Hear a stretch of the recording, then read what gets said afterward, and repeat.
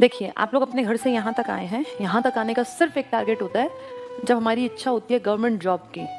तो after 12th या after graduation हम लोगों के सामने एक बहुत बड़ा क्वेश्चन मार्क आता है, अब क्या? ये सबके साथ है, मेरे साथ भी था। आफ्टर 12th भी हमें दिखता है अब क्या करना है, आफ्टर ग्रेजुएशन भी। जिनको कोई रास्ता नहीं पता वो तो 99% लोग 12th के बाद ग्रेजुएशन में एडमिशन ले लेते हैं, लेकिन जो थोड़ा सा ठीक ठाक सा पता होता है, जिन लोगों को जिनका सर्कल ठीक ठाक होता है और जिनके माँ बाप थोड़ा सा सही दिशा दिखाने वाले होते हैं, वो 12वीं के बाद ही कोशिश करते हैं कि हम इस रास्ते पे चलें, इसको तो हम कर ही लेंगे, इसको तो रेगुलर करो या कॉरेस्पॉन्डेंस से करो, कोई डिफरेंस नहीं होता। पता है तुम्हें ये बात, ये इक्वली होती है, तुम कैसे भी कर लो।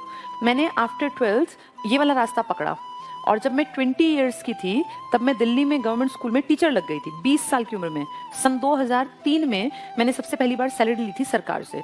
तब सैलरी हुआ करती थी हमारी कॉन्ट्रैक्ट पे, तब हम तुरंत से लगे थे 5,000 रुपए।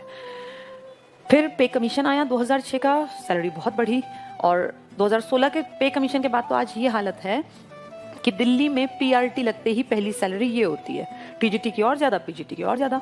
पुलिस में अगर दिल्ली में हो जाता है 40,000 के आसपास सैलरी है, हरियाणा में है तो 35,000, यूपी में है तो मेरे ख्याल 30, 32, 35 के आसपास होगी। हर स्टेट में सैलरी अलग अलग होती है, वो डिपेंड करता है वो कितना महंगा स्टेट है, वहाँ स्टैंडर्ड ऑफ लिविंग कैसा है। मैं आपको ये बता रही हूँ कि 12वीं के बाद भी रास्ता यही होता है, और ग्रेजुएशन के बाद भी। जो जितनी जल्दी संभल जाएगा वो उतना जल्दी एक जगह पहुंच जाएगा। नहीं तो कितने ही लोग हैं जो 30 की उम्र तक भी जिनको रास्ता पता नहीं चलता, वो होते हैं काबिल, उन्हें चीजें भी आती हैं, वो सीख भी सकते हैं, वो लग भी सकते हैं, लेकिन 30 साल की उम्र तक कोई ये समझाने वाला ही नहीं मिला एक टाइम पर कि अब तुम्हारे लिए ये ठीक रहेगा।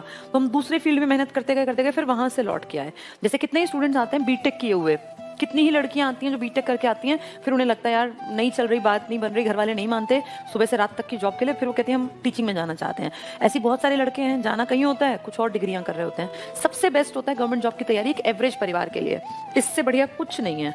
और हम सब लोग एवरेज परिवारों के ही हैं, तुम और मैं, हम सब एक परिवारों से ही। हमारे घरों में ये नहीं होता कि आप बैठ के 25-30 साल तक खाते रहो।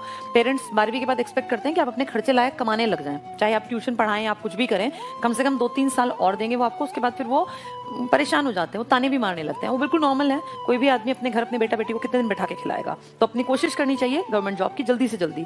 परिमल सर ने बताया होगा, मैथ्स है, रीजनिंग है, जीके है और इंग्लिश है, ये बेस है, ये हर पेपर में आएगा। तुम्हें टीचिंग में जाना है, बैंक में जाना है, रेलवे में जाना है, पुलिस में जाना है, एसएससी में जाना है, एचएसएससी में, कहीं भी जाना है, ये तो सीखना ही पड़ेगा। इनसे कोई बचाव नहीं है, हर एक को सीखना पड़ेगा।